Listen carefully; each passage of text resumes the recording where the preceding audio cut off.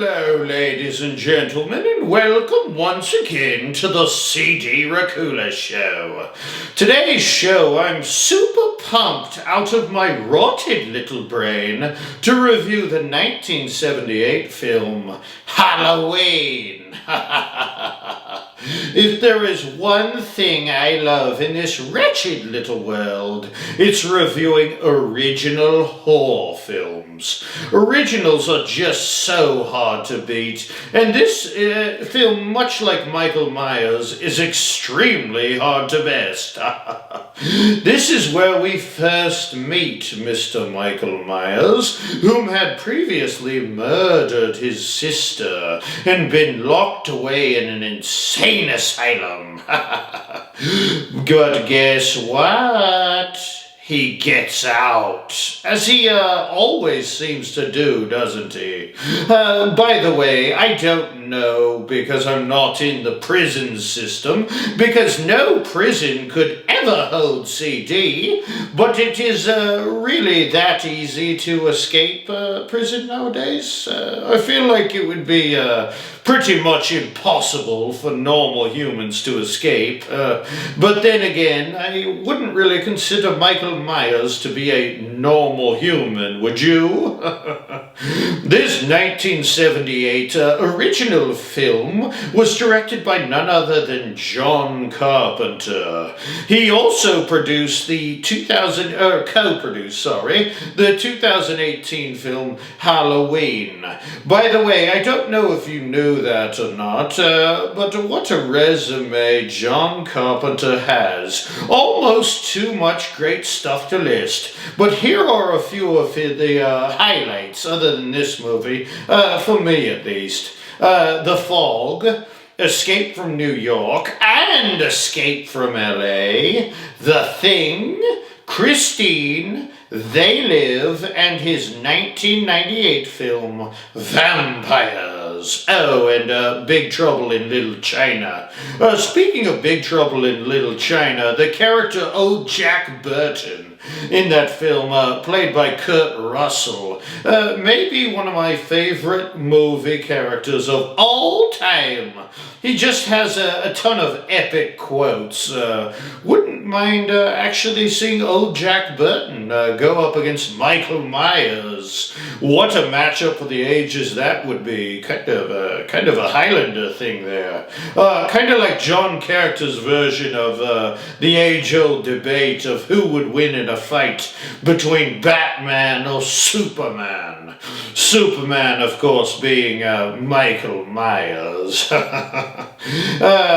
Speaking of Michael Myers, let's talk a little bit about his appearance throughout the Halloween franchise. I think because his costume is so simple, and that legendary stark white mask with the little tuft of hair that just kind of pops out of the top.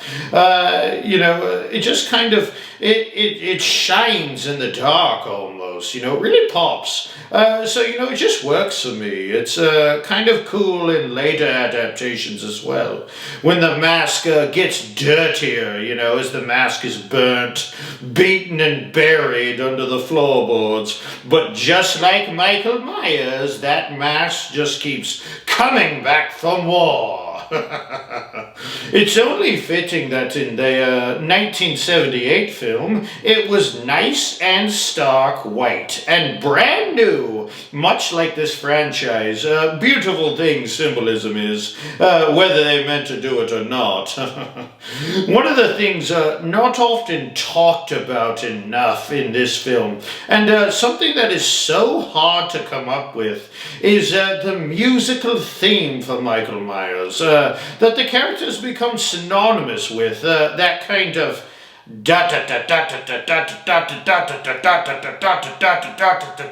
okay, it sounds a little better in the film. Give an old vampire a break, why don't you?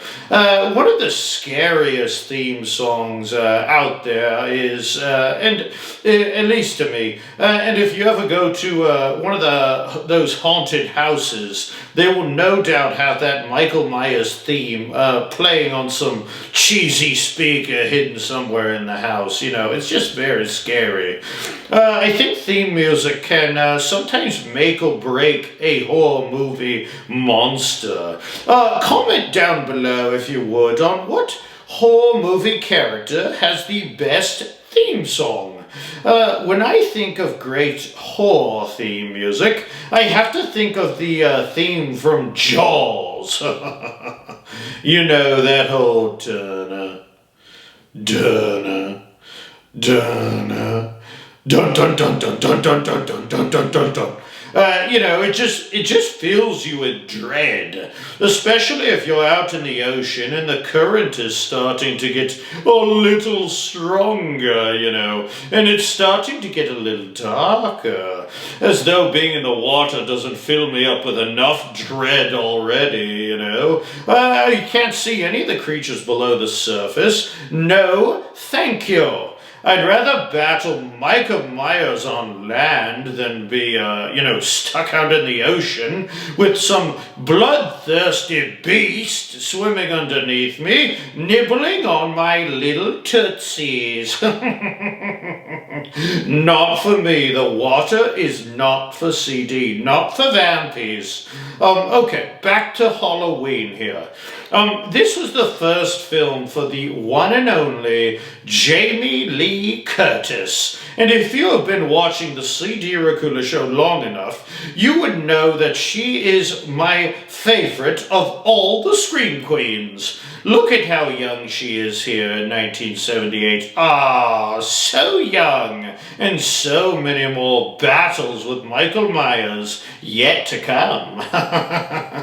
Here she is, still at it in 2022. That is when you know that you have created a great and lasting horror franchise, when it can span well over 40 plus years for fans to enjoy. I mean, that is just plain old impressive. I don't care who you are, or in this case for all the vampires out there, I don't care how many lifetimes you have lived. You know, vampires brag about that a lot of times. Lots of sequels, remakes, and some reimaginings of the Halloween franchise, but one thing remains the same. Michael Myers is still extremely scary, and Jamie Lee Curtis is still extremely awesome.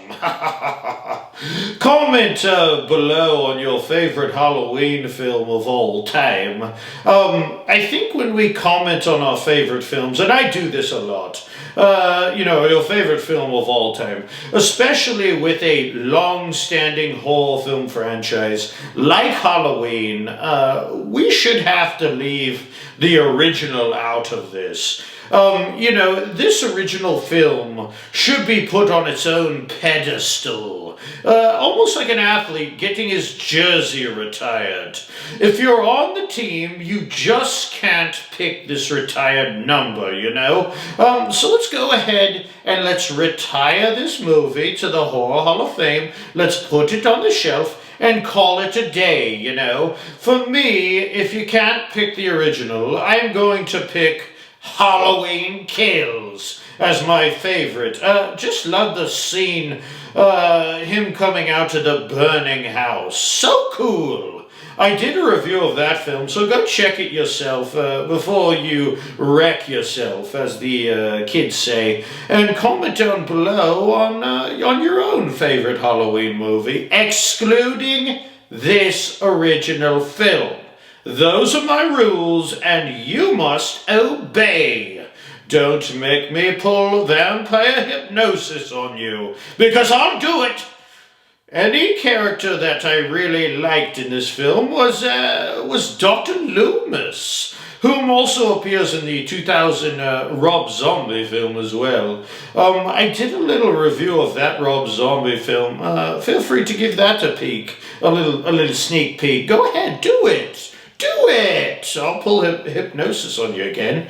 Okay, I feel like Dr. Samuel Lewis is kind of almost like a Van Helsing character. Van Helsing is to Dracula as Dr. Loomis is to Michael Myers. I think a lot of people assume Laurie Strode to be old Mikey Myers' arch nemesis, but she's really plays more of a victim role till the later films, you know. Dr. Loomis is the guy who really knows the monster inside and out, similar to Van Helsing and his expert knowledge not only of Dracula, but of vampires in general. In closing here, as I've said before, this film is hard to beat and deserves a very high score on old CD's Scarometer. I mean, how can I not give old Michael Myers high marks for such bad behavior? I would like to thank you for joining me here on the CD Racoola Show. And if you wish to ever be an old CD's personal Horror Hall of Fame, please hit the like, share, and subscribe button. It would be most appreciated. Okay, and please join me next episode when I review a film I earlier mentioned, Halloween Kills. So good, so good. I love that film. Till next time, my little blood bags. Happy Halloween. Bye-bye.